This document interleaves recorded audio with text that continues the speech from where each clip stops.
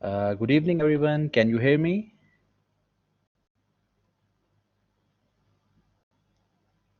Good. Okay, if there is anything wrong with my connection, if my voice breaks out and or if connection is lost, please let me know immediately so I can repeat. I can repeat whatever I was saying so that everything is clear to you. So whenever there is a break in connection, please let me know if something is not right. I will try to correct. Sure, you can go early and you can uh, join that other class. And then, yes, you can listen to the recording. Okay, let us begin today's session. Today's session is about research process in a quick glance. In this unit, we will cover two important topics. First, we will have a brief explanation of the whole research process, and secondly, we will discuss how to define research problem. An accurate description of research problems, make research journey very smooth. So we will discuss first the whole research process, and it will help you set your expectations as a researcher because you will get to know about the complete research process. So these are the 8 steps that are involved in research process, and we will discuss them one by one. And your whole course is designed around these 8 steps. And we will discuss in detail the first step, formulating the research problem. Okay. So we have divided these 8 steps into 3 different phases. In the first phase, we will discuss what you want to do research about, what you want to research about. In the second phase, it will be discussed that how you plan to conduct your research. And the last phase, the third phase, is about actually implementing your research plans, which you have formulated in your second phase. So there are 3 different phases of your research, and you need to be very clear about the first phase because deciding what to research sets the tone for the rest of your research process.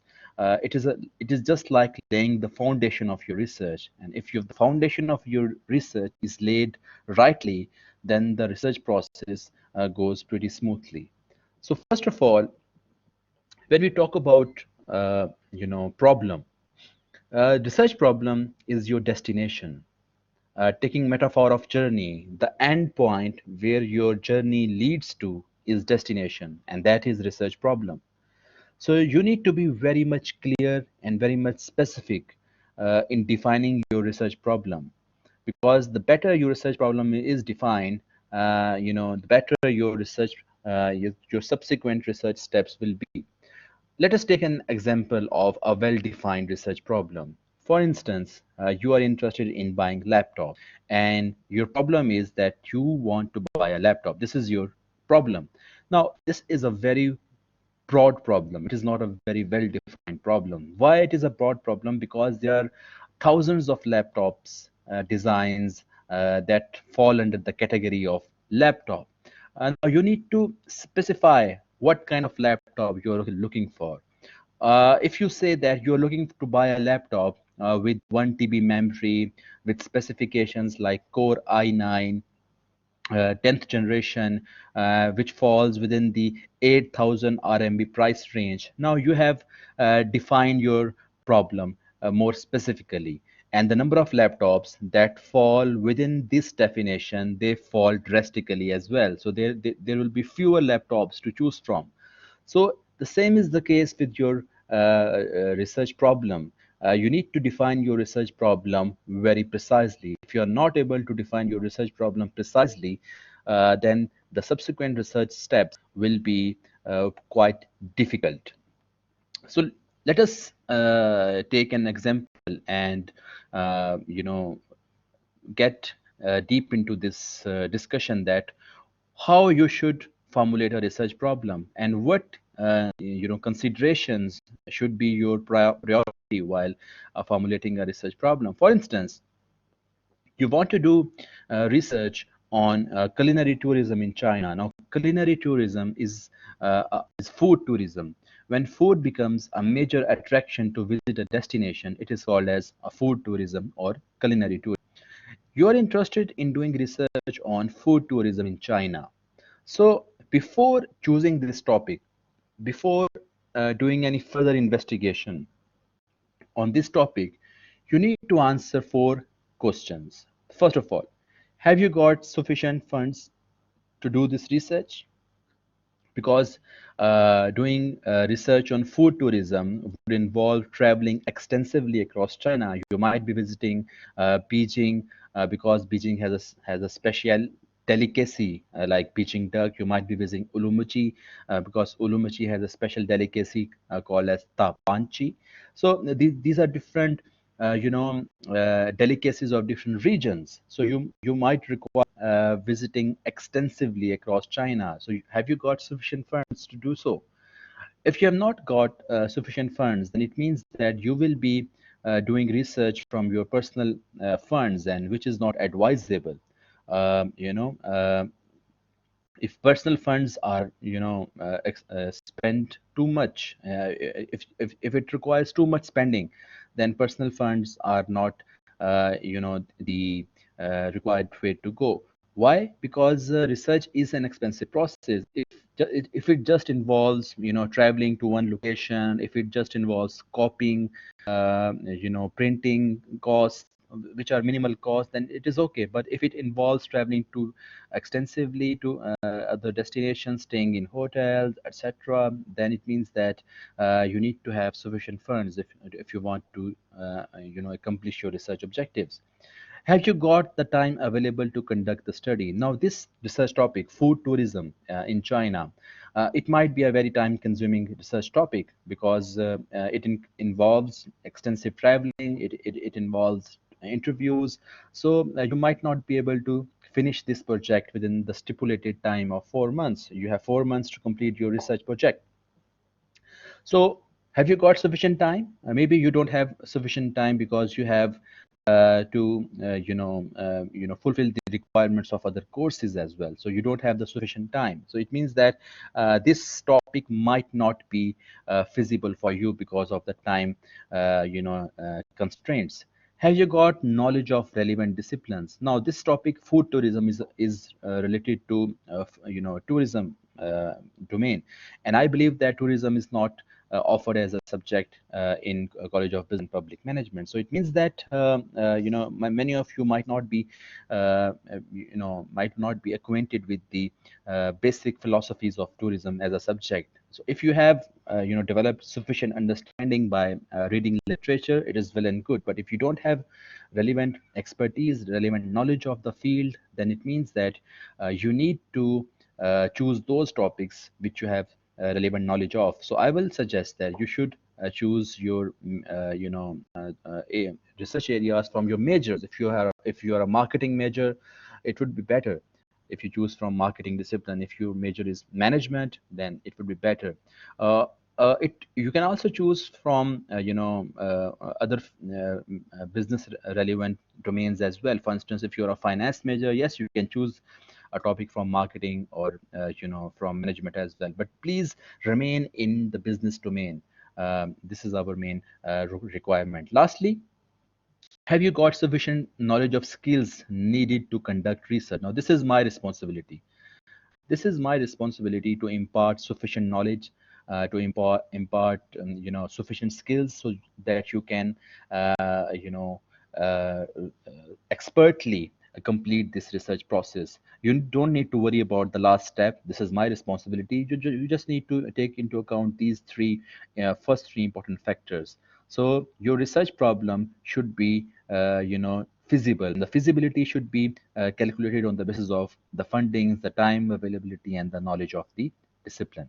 The second step is deciding upon your research design. Research design explains how you will find answers to your research questions.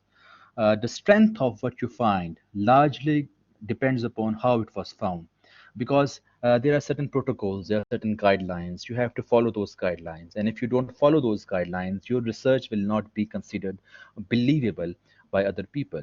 So we have three options to choose our appropriate research design from. You can choose quantitative research design, qualitative, or mixed methods. This is a simple table which can help you decide your appropriate research design.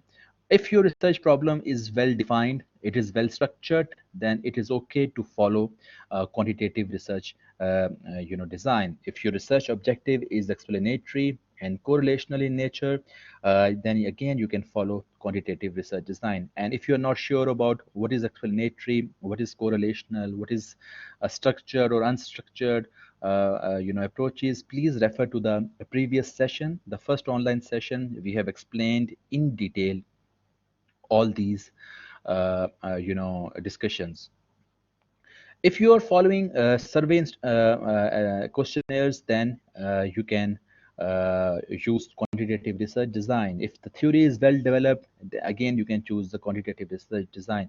If your research problem is not well structured, because the theory is not well developed, then you can choose qualitative research design. Now, the main conditionality here is that theory is not relatively well developed. But if your research problem is not well structured because of laziness, because of procrastination, because you have not read sufficient literature in that domain, then it will not be considered as a qualitative approach. It is simply a matter of an error in judgment, because you have not read sufficient literature to define your problem in a better way. Your problem is not well defined, if your problem is not well structured because of lack of theoretical developments in that research field, then the qualitative research approach can be used. If your research objective is exploratory in nature, it means that the existing knowledge is still at the development stage.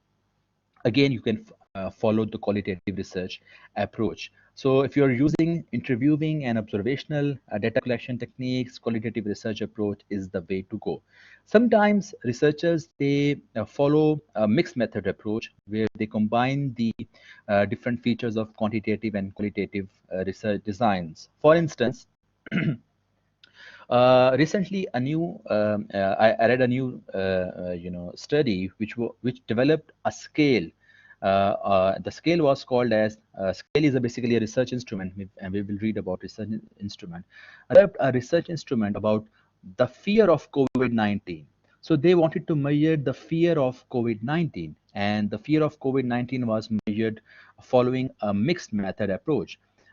So they used both qualitative as well as quantitative approaches. They used qualitative because they conducted interviews from people that what are the different aspects which make them frightened about the COVID-19 pandemic. So people gave their opinion, and then they generated statements from those opinions, and then they design surveys to confirm whether those statements are valid and reliable enough to be called as a research, an appropriate research instrument to measure the fear of COVID-19. So their research was a mixed method. They used qualitative and quantitative both approaches. So you can use qualitative and quantitative both approaches. Usually it is used in those areas where initially you are not very clear about your research problem, and usually the objective of your research is exploratory in nature, and you're not clear about your research problem. And it can also be used in the explanatory research. The main thing is this, that when you are not very clear about the research problem, even when the theory has been read, the existing literature has been extensively and comprehensively understood by you, and still the research problem is not well structured, then you can use both qualitative and quantitative approaches to conduct the research which fits your requirement of defining the research problem or investigating the research problem. Okay, the step three in the research process includes constructing an instrument for data collection. Now, research instrument is a mean of collecting information for your study. So you have a choice. Either you will choose those research instruments which have already been constructed, and you adopt those constructed research instruments in your situations, or go for creating or constructing new research instruments. So that is why the issue of reliability and validity is very important in research process. If you are creating new research instruments, if you are working on a concept which is not measured before, and you are the first researcher to actually identify that concept, and you are the first researcher to operationalize and measure that concept and design an instrument to measure to measure that concept. You have to be very, very careful about the validity and reliability of instrument. We will discuss in detail about validity and reliability. Briefly, validity means that a scale, a concept is being measured accurately by that research instrument. And reliability means that when that research instrument is repeated in different populations, in different settings, the results do not change, the results stay the same. So we need to be very conscious about validity and reliability concerns when creating new research instruments. Usually the research instruments are already they're created. We as researchers, we usually adopt those already created research instruments. So you have a choice whether to use primary data or secondary data. You can use primary data if you are collecting data for the very first time for the purpose of your studies. So when data is collected for the very first time, usually it happens in the surveys, in the questionnaires. We call it a primary data. But secondary data is information which has already been collected for other purposes.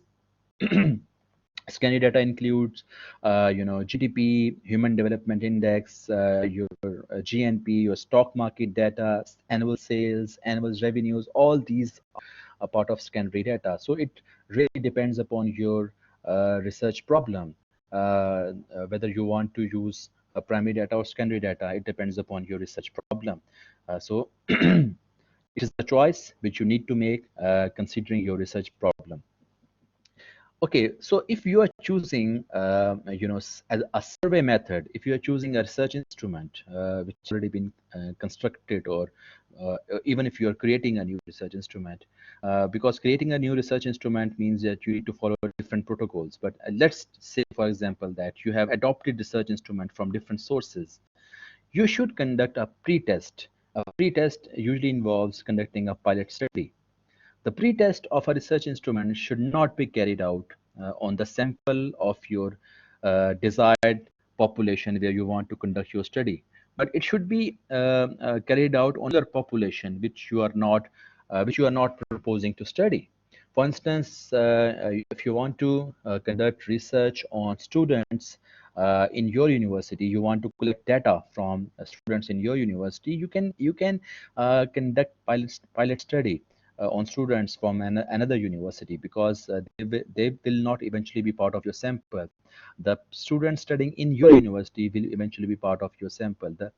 The reason behind this strategy is this: that we need to be sure that your research tools are generalizable enough that they can be applied in different settings. Otherwise, they will be too specific, and we might not be getting the desired results, and there's the findings which will be generated from those research instruments will be quite dubious and not believable. So let me give you two examples, two very good examples of choosing research instruments. So if you are constructing an instrument for data collection, uh, uh, you know, if you are choosing that instrument which has already been constructed, for instance, you are interested in measuring student satisfaction, and you are using the tool, you are using the research instrument which has already been established by Elliott and Shin in 2002. Let's say, for example, that this is the research instrument which you are using to measure the student satisfaction. Now, let us take into consideration this instrument. Now, this research instrument has 20 educational attributes. These are the 20 educational attributes which they have selected to measure student satisfaction. Now, the main, the strength of this research instrument is that they are measuring expectations and actual experiences, the gap between expectations and actual experiences. For instance, the first question is how valuable you find the course content.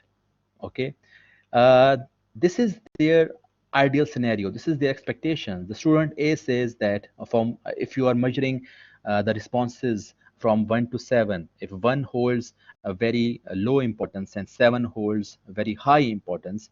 So if you are measuring in terms of importance, the expectation, then the valuability of the course content is rated as 6. It means that it is a very important criteria, and the expectations are very high from this. Uh, it is a valuable criteria because its weight is very high. We will discuss about these concepts like weight when we will discuss the analysis portion. So it is the most important criteria, and this criteria has a very high expectation. Students have a very high expectation of this criteria. But after the semester is over, when they are asked that how valuable they actually found the course content, and their answer is, the student A answer is 4. Now 4 corresponds to neutral. In a 7-item scale, 4 corresponds to neutral. So it means that there is a difference of 2. There is a negative difference. Their expectations were high, but their actual experiences were low. It means that it is a factor which they are very concerned about. They are dissatisfied about this factor. So they do the same process with all the 20 attributes, and at the end, when they do the sum, and if the answer is in negative, look like the student A answer is in negative, like it could be like close to minus 15. It means that this student is extremely dissatisfied by his or her experiences during the semester. Now, this is also a longitudinal study. Why it is a longitudinal study? Because the data is collected from the same students in 2 different time periods. This is the time period in the beginning of the semester. This is the time period in the end of the semester. So this was before they actually started their course. Their expectations were pretty high, and this was their actual experiences, and their actual experiences of this student, A student, is not very good. So this is a method of measuring student satisfaction, and this is a scale which is proposed by, this is a research instrument which is proposed by Elliott and Shin in 2002. Now, if we go to another scale, this is another research instrument which was proposed by Al Qureshi in 2019 about predicting student satisfaction. So they are predicting student satisfaction in a very simpler manner. They have only 2 questions. The first question is, overall, I was satisfied with my online learning experience. The second question is, this online course met my needs as a learner. And they will measure this on a 5-point Likert scale, where 1 indicates strong disagreement and 5 indicates strong agreement. So see that both of these scales, they are in practice. Both of these research instruments are utilized by researchers, and it's up to you. So I'm pretty sure that there are other research instruments as well to measure the student satisfaction. So it is entirely up to you that which research instrument you want to choose to carry out your research. Now, it should also correspond to the situational needs of your research. If the situational requirements demand this expectation and experiences, instrument, you should use it. And if it demands, this simpler method, you may use this. So you need to have a justification of which instrument you are using and why you are using that particular research instrument. Excuse me. So the step 4 is selecting a sample. Now, accuracy of your findings largely depends upon the way you select your sample. Now, first of all, you need to be very clear about the difference between population and sample.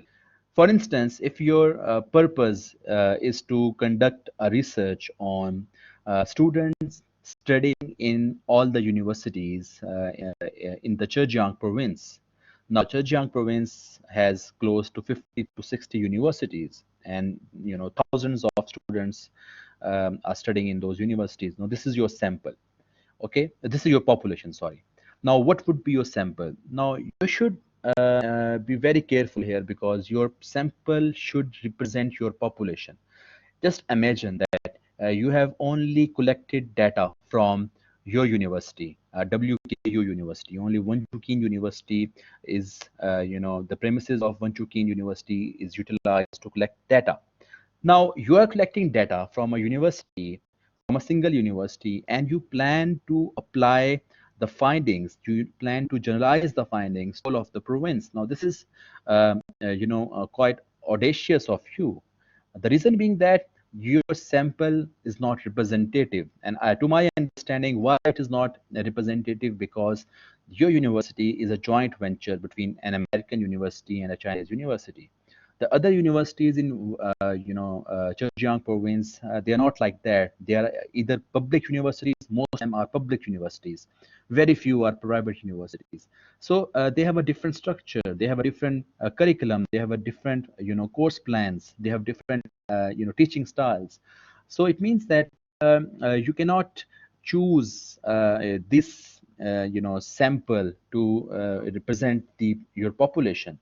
So here you can be a bit smart. You can say that this is a joint venture. Maybe the findings of that data collected from Chukin is representative of other joint ventures in China. Now, there are at least 7, 8 joint ventures in China, which I can recall. Maybe there are more. For instance, there is a joint venture of Nottingham University in Ningbo. There is Liverpool University in Suzhou, and there is a New York University campus in Shanghai. There are different French business schools which are working in different of China. They're also working as joint ventures. So there are at least 8 to 10 joint ventures in China. So you can say that the data collected in Wanchukin University, it may be representative of the population, which is joint venture universities in China. So again, now this is a smart thing to do.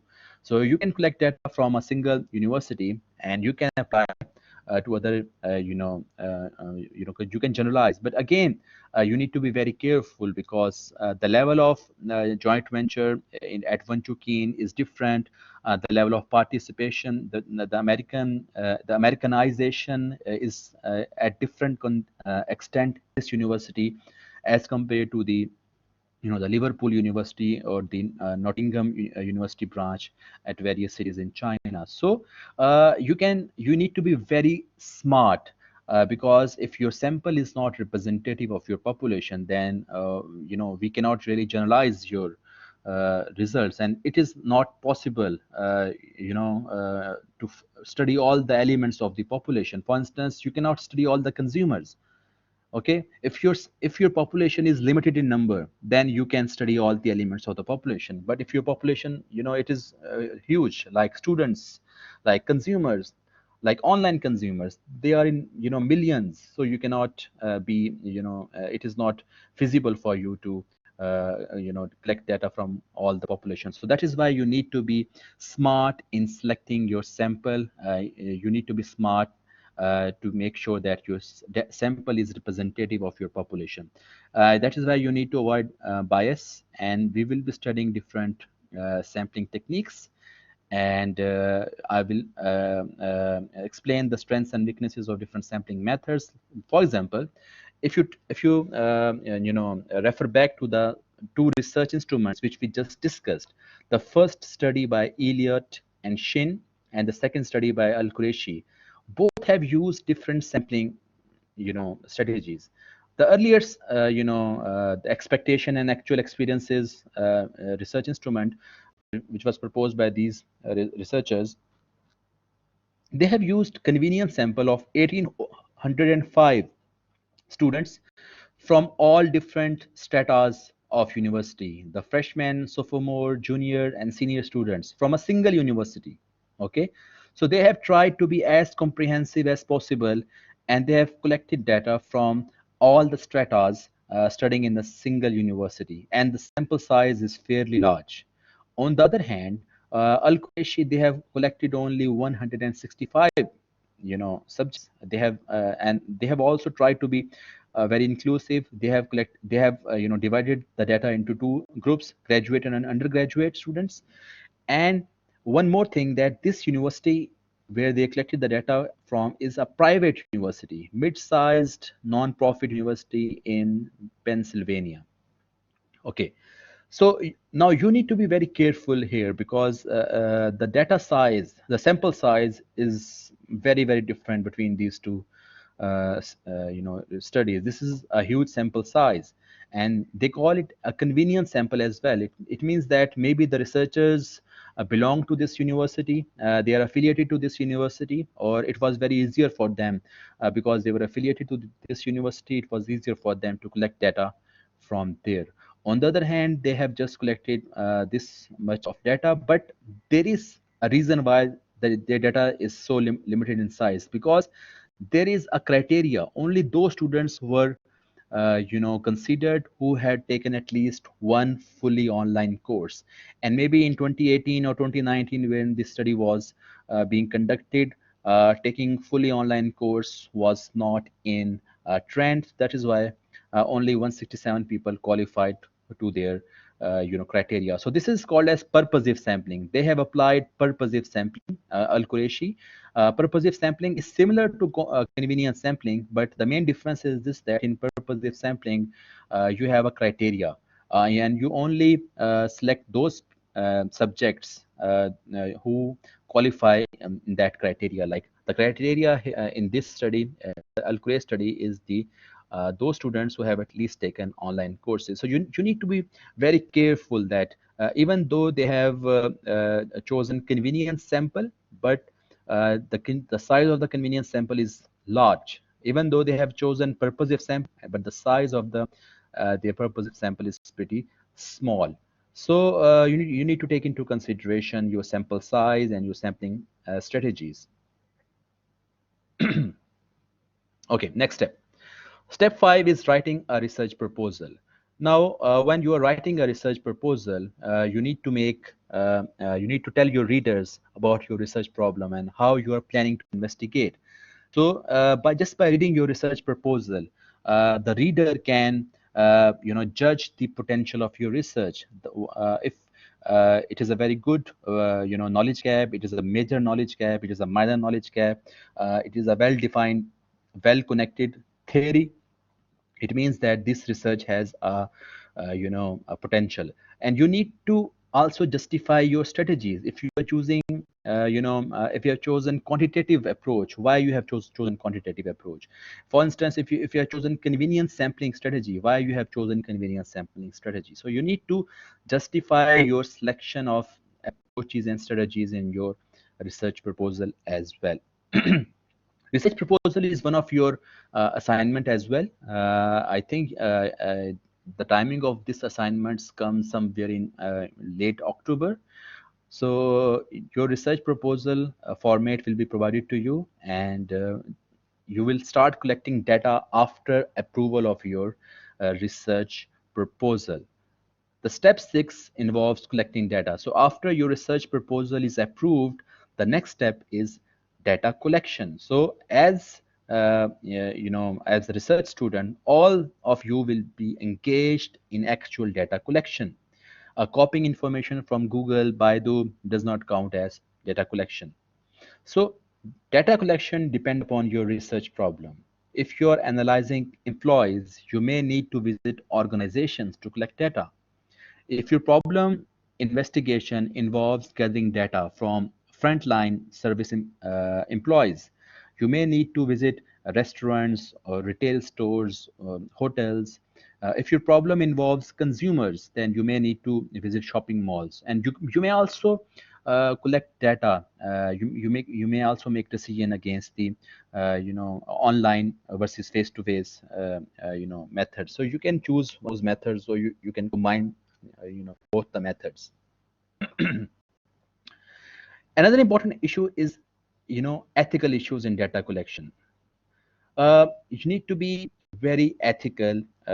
You need to be robust in your data collection procedures. Sometimes students they start leading the respondents to give specific answers. This happens in situations when they want to make sure that their predictions, their hypotheses are confirmed. For instance, if you have made a hypothesis that students are more satisfied in face-to-face teaching environment as compared to online, and you have found relevant theory to support your hypothesis as well, that face-to-face teaching is more there is more tangible presence, there is more physical presence, there is more there is a theoretical support that gives enough evidence that students will be more satisfied in physical environment. But your results show that the students are more satisfied in online environment. It means that your prediction is not confirmed. When your prediction is not confirmed, it means that your hypothesis is rejected. When your hypothesis is rejected, it means that the theoretical foundation of your research was not explored in a comprehensive manner. So instead of you know trying to make your predictions correct, or trying to confirm your data results with your predictions, you can justify. You can always justify that yes, the theory I used was not able to justify, was not able to confirm these results, but there is another theoretical justification why my results are not justified. So you can use hypothesis rejection to your advantage as well. But there is a trend that many researchers, they want their data to fit their predictions. Otherwise, many journals and many reviewers, they go harsh on them. So the whole research system, is like that. That if your hypothesis is not confirmed, they believe that your the choice of theory was not very good. But you please be ethical in your data collection, and please don't fill your questionnaires yourself. Don't lead your friends to fill the questionnaires, or so. Please be ethical in your data collection. So it is not, the results are result. There is no right or wrong, hypothesis. Even if the hypothesis is rejected, if you have sufficient theoretical justification that why it was rejected, then it is all right. There is no problem in it. Okay. Step 7: processing and analyzing the data. So in this step, you will be, analyze the information which you have collected in the previous phase. You can, do descriptive research. Descriptive statistics can be used to give information about your sample demographics, like the ratio of male to female, the ratio of education, how educated your respondents are, what was the age, stratas of your sample, the income stratas of your sample. So you can use descriptive statistics to tell us more about your sample demographics. If you are using structured research, if you're using quantitative research, you can use statistical procedures like regression, ANOVA, structural equational modeling, t-tests, etc. We will be spending a lot of time in understanding quantitative statistical procedures. You can also use qualitative research depending upon the data you have collected. If you have done interviews, etc., then you can do content analysis, thematic analysis. If your data is attitudinal in nature, then you can use different statistical tests. Attitudinal data is often collected through surveys, and it is designed to measure how people feel about something. For instance, when you in many restaurants, there is a feedback card where you are required to give feedback about your experiences. For instance, you're required to tell about whether your experience at that restaurant was pleasant or unpleasant. Now, pleasant or unpleasant, it is attitudinal data. So attitudinal data is used to measure how people feel about certain things. So your choice of analysis, it largely rests upon your the type of data you have collected. So in case of surveys, in case of questionnaires, mostly we will use descriptive and quantitative and attitudinal techniques. Okay. The last part of your research report includes, research process includes a research report. So your research reports should be written in an academic style, and it should be divided into different chapters. I have divided this your research report into three different, parts. The first part includes, the title of the report, the table of contents, and your abstract. And the second part is the body of the report, which includes introduction, literature review, methodology, results, discussion. Discussion is a very important chapter because it situates your findings with the existing findings on the same topic. Just by reading the discussion section, you can assess the quality of the report. So just by reading the discussion section, you can understand that the kind of contribution your research has made to the existing knowledge. Then it is then there is a conclusion of whole research, and then recommendations. You can have recommendations for the industry. You can have recommendations for other researchers. Sometimes we have a separate part called as implications. I will give you a detailed format of your research reports, which you will be required to follow. In the last part, we have references and appendices. Okay. So this is a brief explanation about the whole research process. And this is what we will be reading, we will be studying throughout this semester. Uh, if you have any questions so far, any problems so far, please feel free to discuss with me. So I've given you a little glimpse about your whole research process, and your whole research process will revolve around these 8 steps. Any questions so far?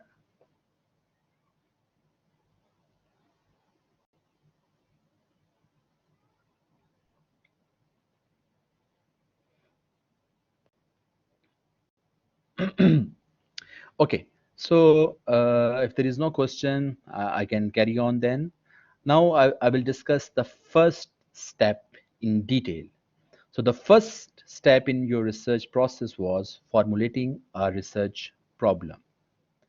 Now, when we talk about research problem, uh, a problem does not necessarily mean that something is seriously wrong with a current situation that needs to be rectified immediately.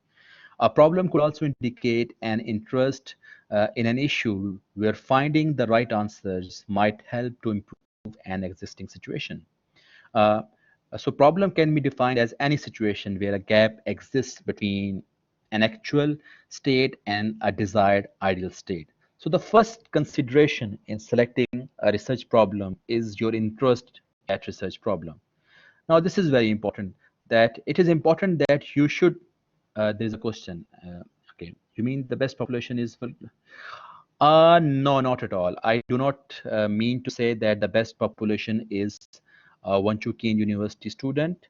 I mean to say that if you are doing research on those universities which are a joint venture between China and other countries, okay? If you are doing research on those universities that are joint venture between China and other, countries, then yes, you can conveniently get data from Wanchu Keen University, because data collected from Wanchu Keen University would be more representative of your study population, that is joint venture universities, as compared to the public universities in China. The data collected from WKU is more representative for those joint venture universities as compared to the public universities in China. Okay, is it clear? So no, I don't mean to say that best population is WKU students. I just mean to say that if your topic of interest is joint venture universities, then maybe it is more ideal for you to collect data from your own university. Is it clear?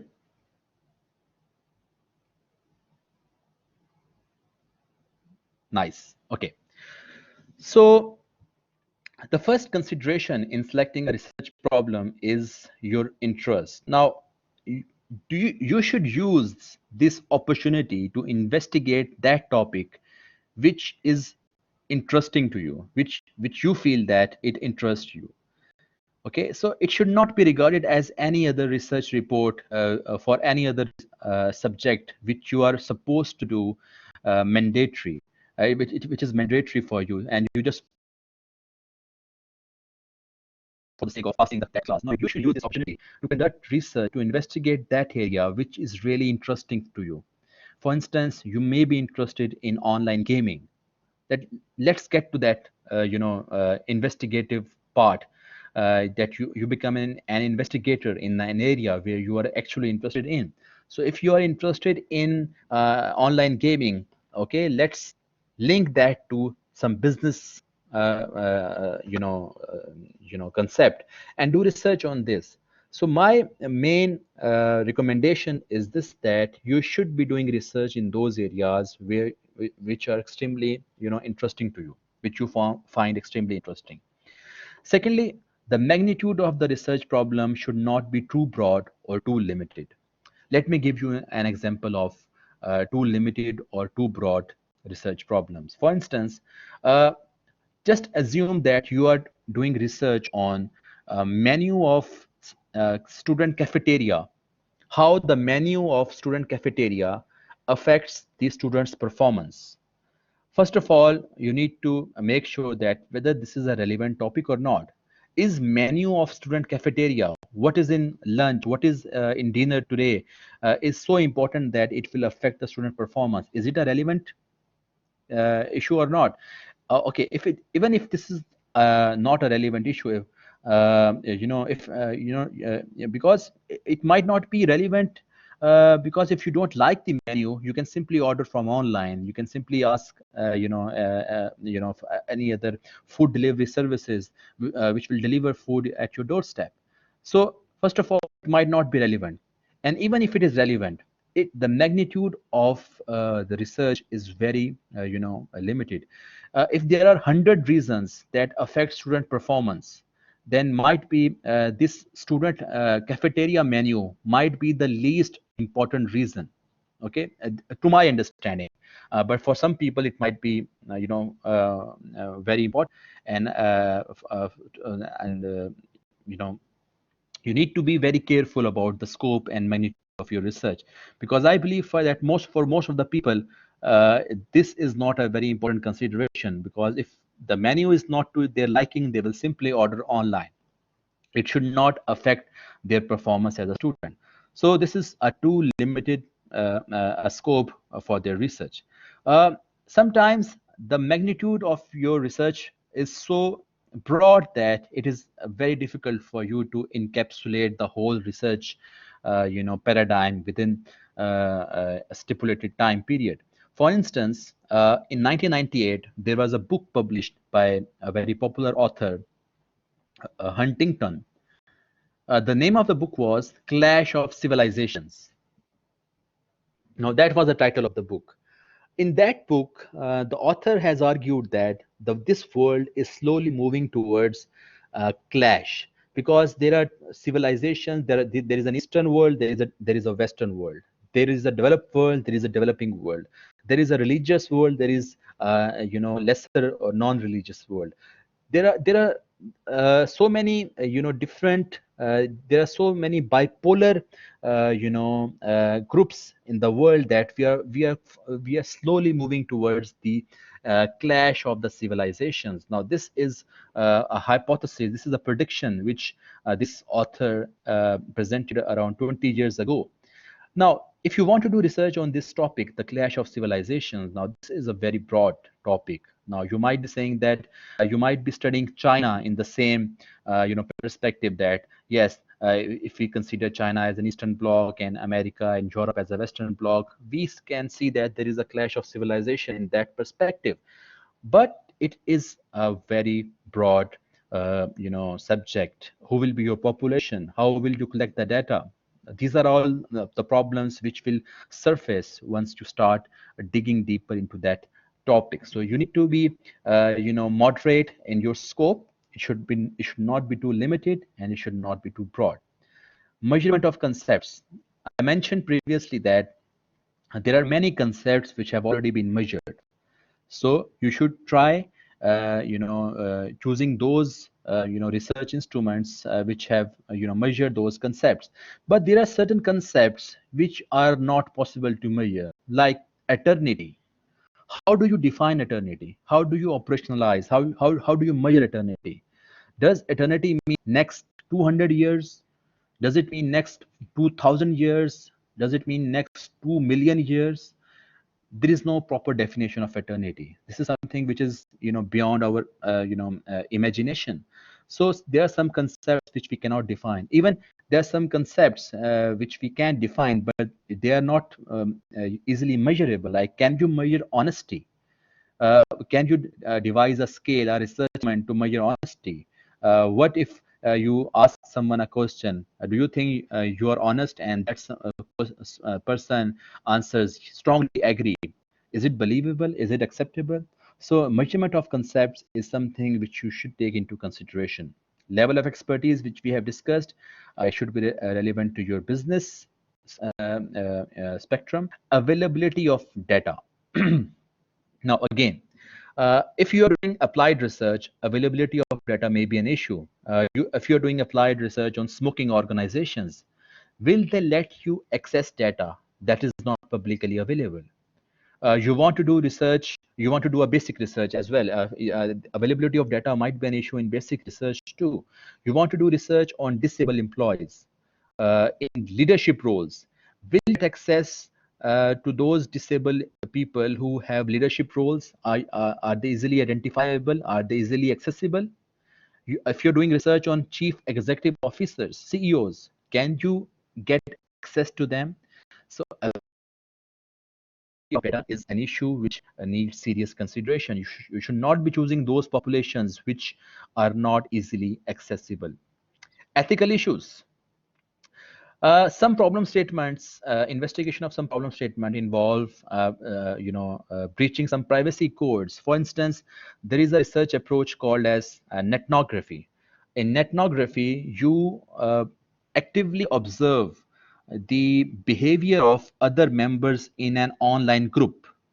Okay, so this is called as netnography. For instance, you are on a WeChat group and you actively observe how other people are behaving with each other. You start analyzing their pattern of behavior, and the other people are not aware that there is a researcher among us who is doing a netnography research. So this is deemed pretty unethical by many researchers, because they believe you're doing research and other people are not aware of it. This is not very ethical. But other researchers, there is a school of thought which believe that this is ethical because we maintain the anonymity of other members. So it's okay. They believe that ethical issues are not arising. So you need to be very careful about uh, different ethical perspectives while investigating your research as well. Okay, now I will give you some examples of this problem. We will select three problems and then we'll study those problems in detail. The first problem is, long and frequent delays lead to much frustration among airline passengers, and these feelings then lead to negative word of mouth communication and customer complaints. Second problem is staff turnover is very high. The third problem is minority group members in organizations are not advancing in their careers. Now let me discuss the first problem. My best employees are leaving the organization. Now it is very important for you to transform the problem into a researchable topic for investigation. Staff turnover is high. My best employees are leaving the organization. Now, this is a problem. How you can transform this problem to a researchable topic? This is extremely important. Secondly, it is very important that symptoms of problems are not defined as the real problem. You must make a distinction between the symptom of the problems with the actual problem. Now, because if you're not able to make this distinction, then there will be a huge problem. For instance, if you, this is the problem, the employees are leaving the organization, your best employees are leaving the organization.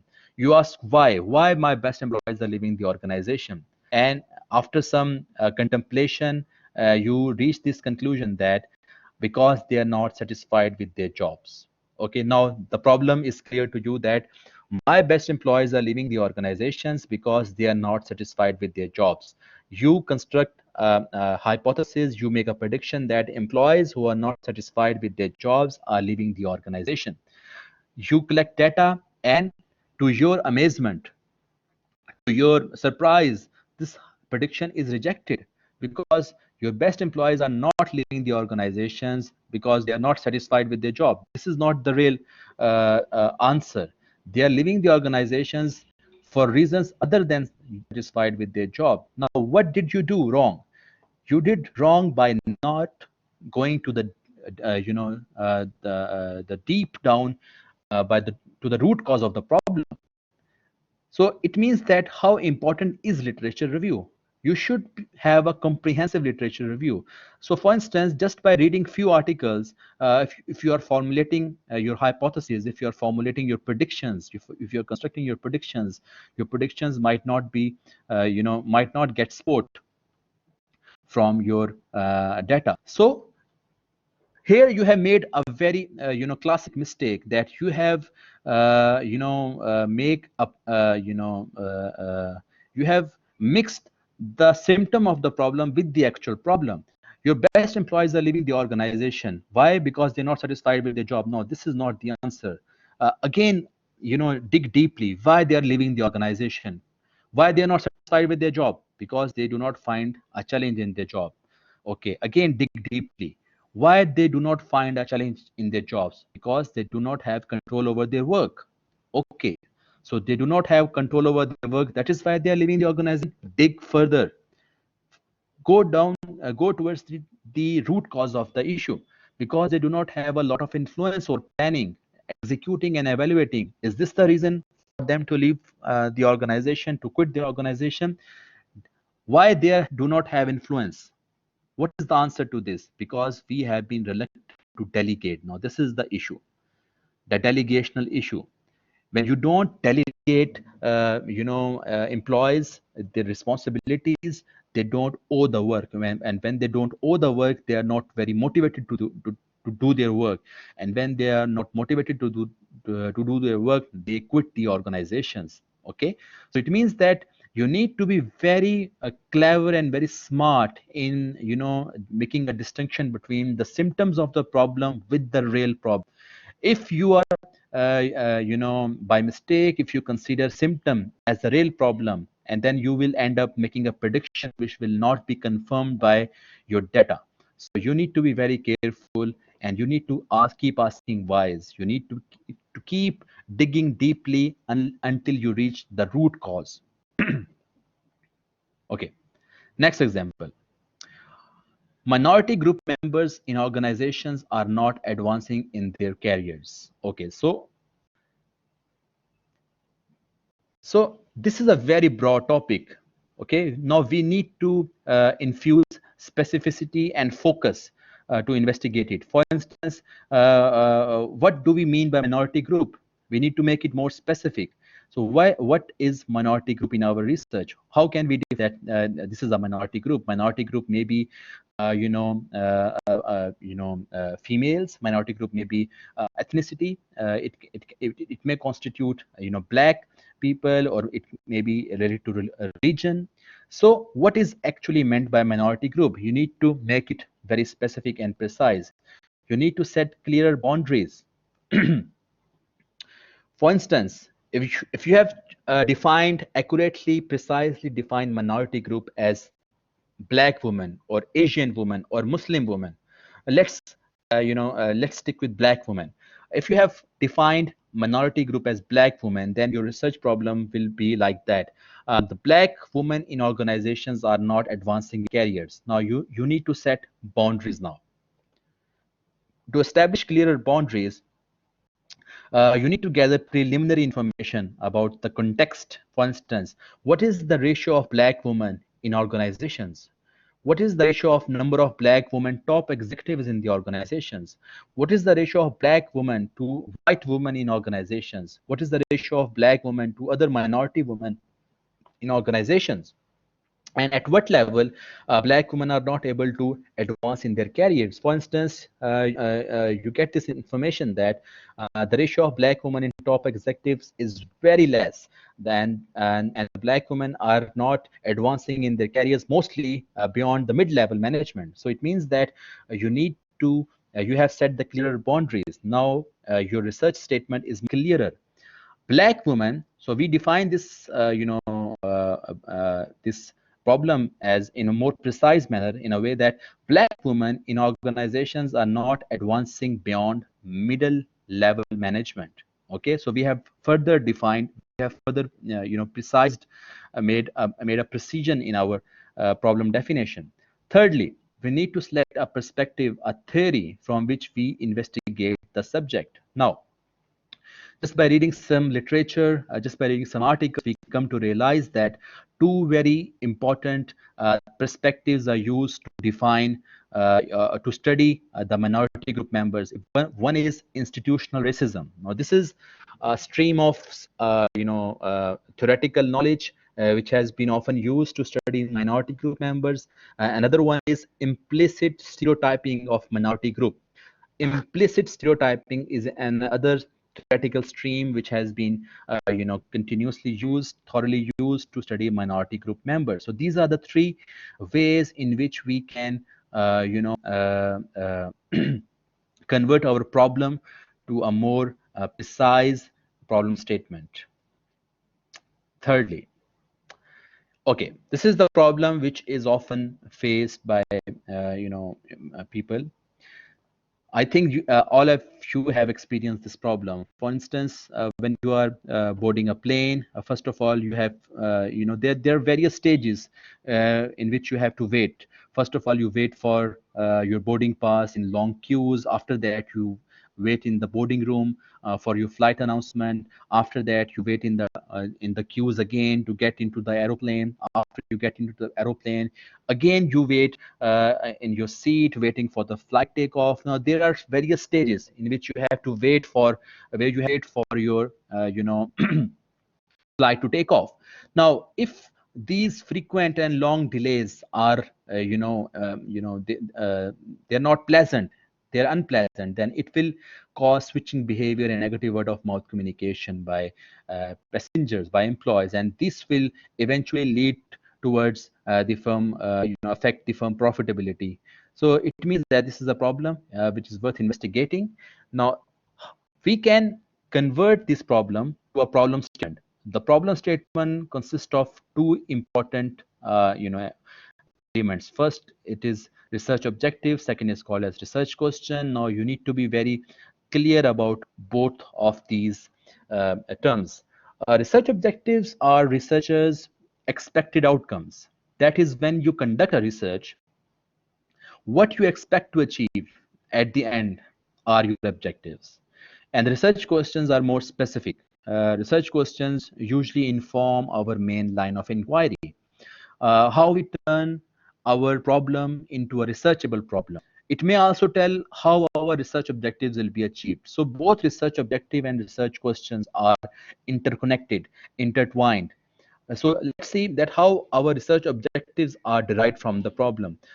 We have two research objectives. First of all, to identify the factors that influence the passenger's waiting experience, and secondly, to investigate the possible impact of waiting on the customer satisfaction and service evaluations. Now, on the basis of our problem, we have derived our research objectives.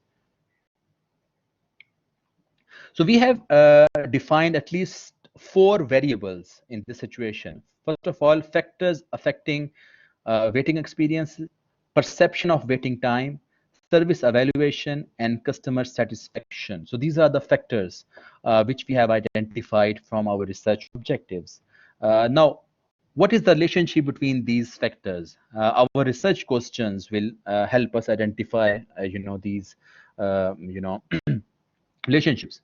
What are the factors that affect perceived waiting experience of airline passengers, and to what extent these factors affect the perception? So it means that we want to find out the effect of waiting experience on the perception of waiting time. So if the perception is positive, we expect that there will be positive outcome as well. So what is the effective consequence of waiting, and how does it mediate the relationship between waiting and service evaluations? So it means that that the factors which are affecting the waiting experiences and the service evaluation are mediated by the perception of these factors. If the perception is positive, then our service evaluation will be positive as well. And how these factors influence customer reactions to the waiting experiences. So we believe that our service evaluation will lead towards, will be very important in explaining the customer satisfaction. If our service evaluation is positive, then customers may be more satisfied, and we can further, carry forward this story. We can also, include one more variable here on the basis of our research questions, that customer switching. If customer satisfaction is, high, then the customer switching tendencies will be low. So this may be another variable here. So the whole story be explained in these, 4 or 5 variables.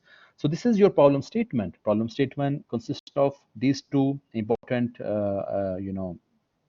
elements: research objective and research questions.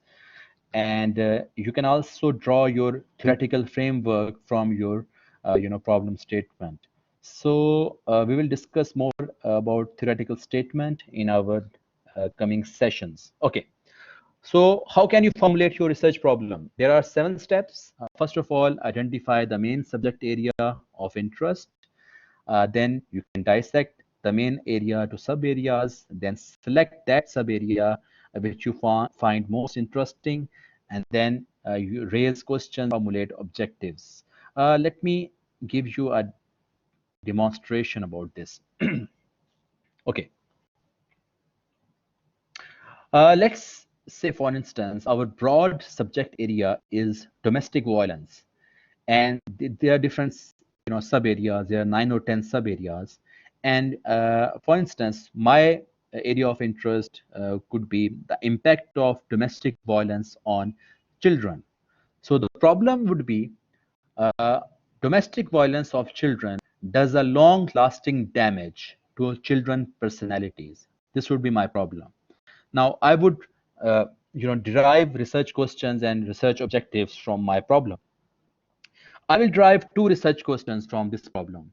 My problem is domestic violence of children does a long lasting damage to children personalities. My research question number 1 is how domestic violence impact children personalities. And my research question number 2 is how domestic violence impact performance of children in their curricular and co-curricular activities. And my research objectives would sequentially, would be same as well, to find out how domestic violence impact children personalities, to find out how the impact of, domestic violence is on, children curricular and co-curricular activities. So it means that my research objectives and my research questions are derived directly from my problem.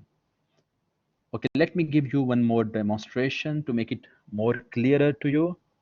So if alcoholism is your main area of interest, and if you dissect your main area of interest into these different areas, sub areas, and effect of alcoholism on the family as an area, as a sub area, which is extremely, fascinating to you, which you found very interesting, then you raise questions that what is the impact of alcoholism on marital relations, on children lives, and on family finances.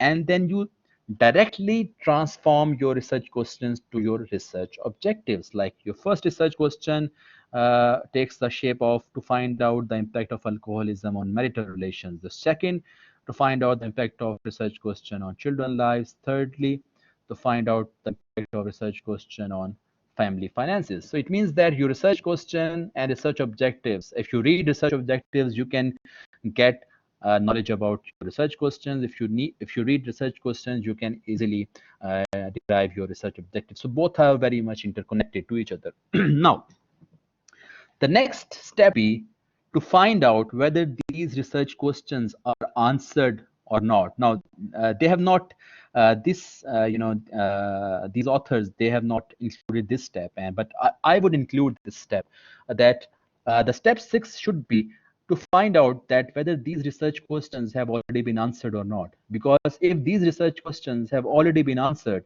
then there is no need for you to repeat the same questions and try to answer the same questions, unless and until these questions are not answered in your particular situation. For instance, if these questions are not answered, just let's say, for example, in males above 40 in China, for instance, if these questions are not answered on a population of males above 40 in China, then yes, you will be contributing something to the knowledge by answering these questions.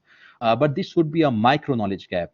Micro knowledge gap, has the least contribution to the existing knowledge. So we discussed in our first session that your knowledge contribution should be at least minor in nature, if not major. So it is okay if you want to make a micro knowledge gap, it is all right. But if these questions are already answered, it would be more challenging to answer those questions which have never been answered before, to raise those questions which have never been raised before. So it is more exciting, it is more challenging, it is more interesting.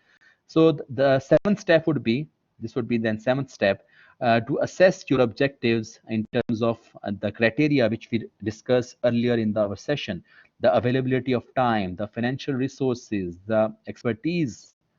Okay, so and then you again check. So it would be like 8-step research formulation uh, you know process. Okay, next we discuss how to formulate research objectives. It is very easy. If your study is descriptive in nature, you just need to be very, very specific. For instance, if you're trying to find out the number of students who have registered for this course at WKU, then your descriptive studies research objective would be to find out the number of students registered for this course at WKU. If your study is correlational in nature, then you need to include the relationship between variables. Just need to mention the two variables. For instance, to find out the relationship between online learning and academic satisfaction at WKU. So this is a very good problem statement, because you also mentioned the population, you have mentioned the variable number 1, you have mentioned the variable number 2. So it means that you're forming a very precise, accurate objective. If you are hypothesis testing, you need to mention the direction of the relationship. If we convert this into a hypothesis testing, it would become like this: to find out whether a positive relationship exists between online learning and academic satisfaction at WKU. So it means that hypothesis testing is more risky. It is more precise. It means that you need to have a comprehensive knowledge of literature if you are formulating hypothesis, because in hypothesis you're required to predict direction of the relationship as well. Okay.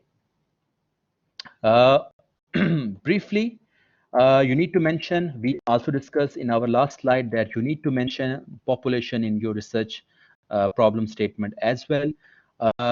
If, for instance, if you want to study employee stress, what constitutes employee in your study?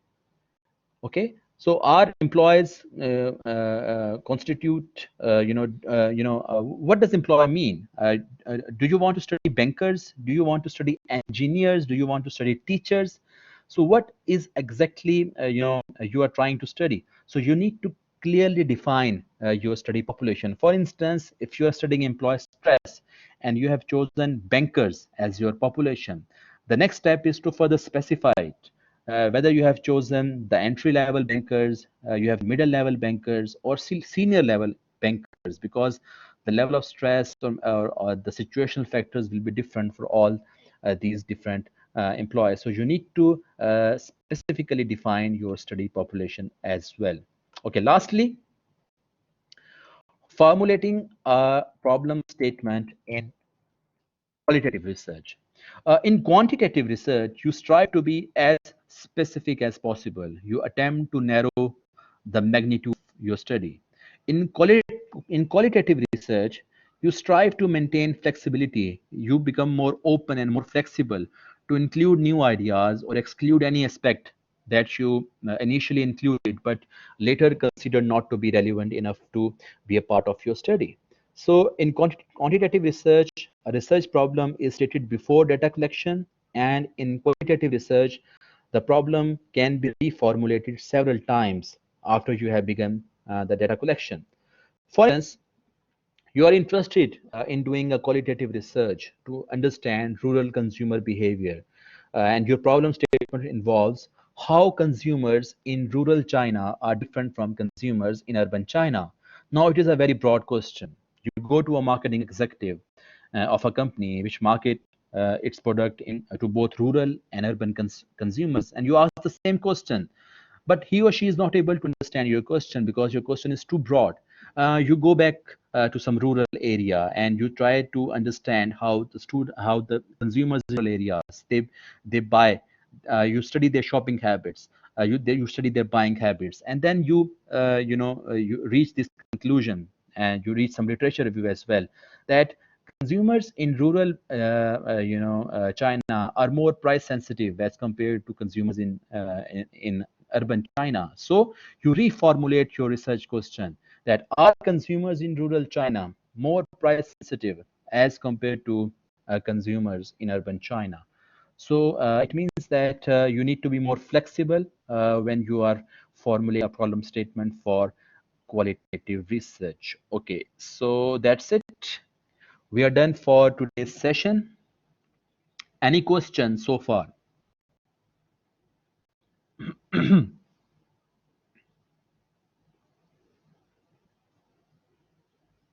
Any question, any ambiguity, any query?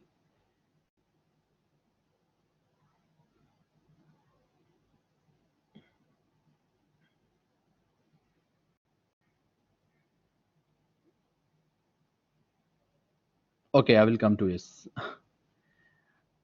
Okay, so let me discuss this discussion question two.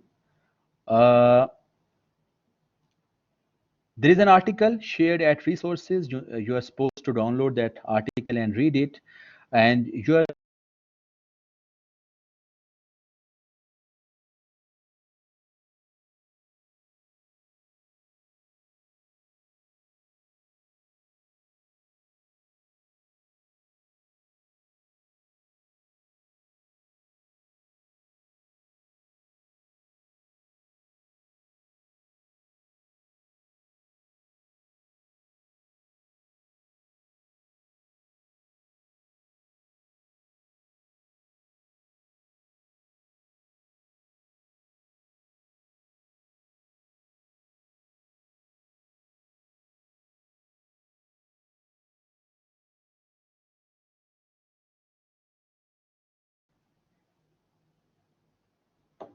okay. I think we are back.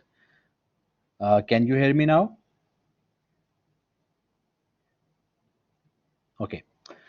So, first of all, when you read that article, you need to identify the knowledge gap. And after identifying the knowledge gap, you need to explain the link between the knowledge gap and the theory which has been used in the paper.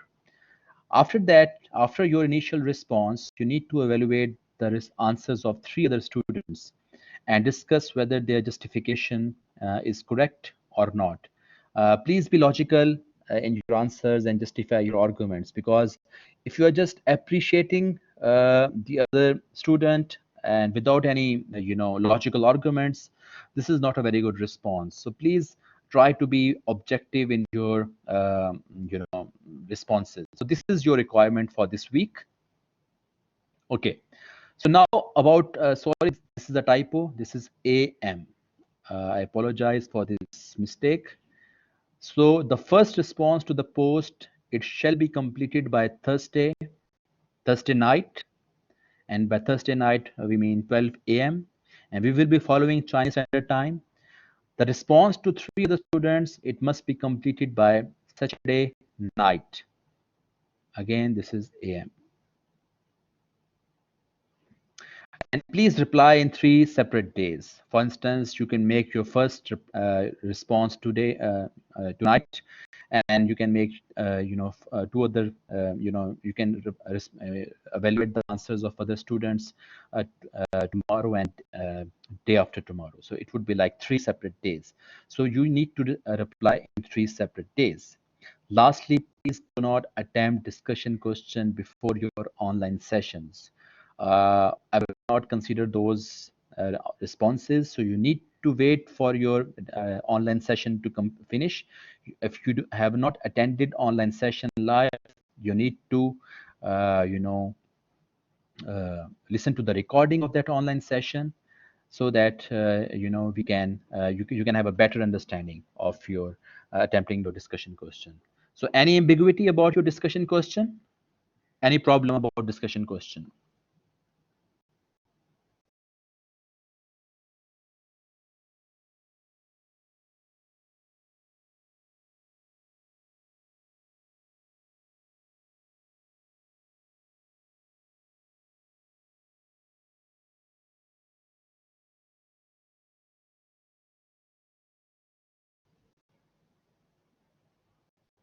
Hello, can you hear me?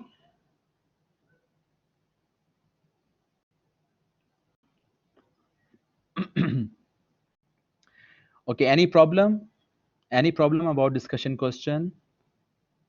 Okay, so let me go towards the upcoming assignments. I need to give you a heads up about your upcoming assignments. Your first assignment, it would include your research problem, defining your research questions, research objectives, identifying knowledge gap, and reason why you need to fill that knowledge gap, and the theories, which theory will be used to explain your perspective that is the central to your research problem. So this is your first assignment, and you need to submit this first assignment by Unit 4.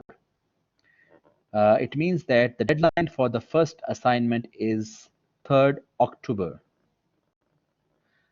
This first assignment has 30 points, and you need to include these parts in your first assignment: your research problem, your research questions, your research objectives, the knowledge gap, the link of theory with that knowledge gap, and the reason why you need to fill that knowledge gap.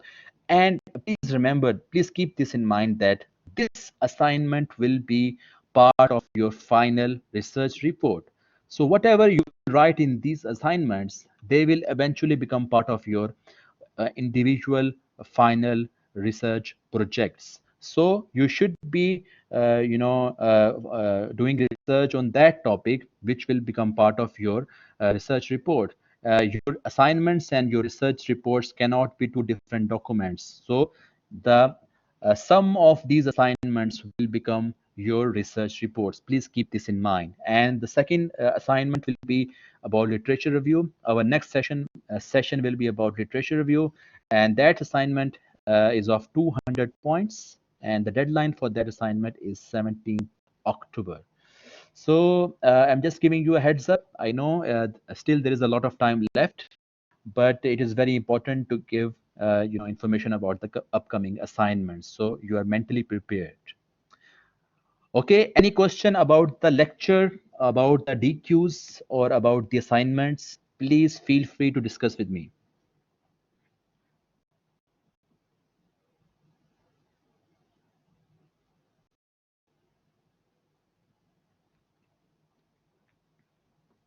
Any question? Any query?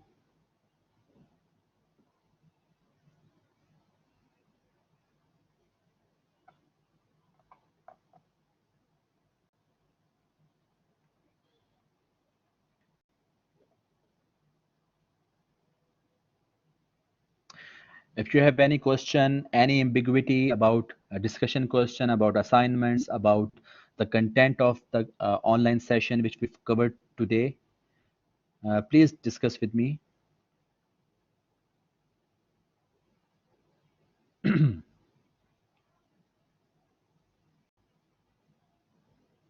Okay, so there is no question. So I'm assuming that everything was clear to you. That is why there is no question. Okay, so if anything pops up in your mind while going through the recording, please feel free to discuss with me, WeChat group. If you're hesitant to discuss with me in the WeChat group, you can, email me or you can message me individually, no problem. Thank you very much for your patience. Thank you for listening. Thank you very much. Bye bye.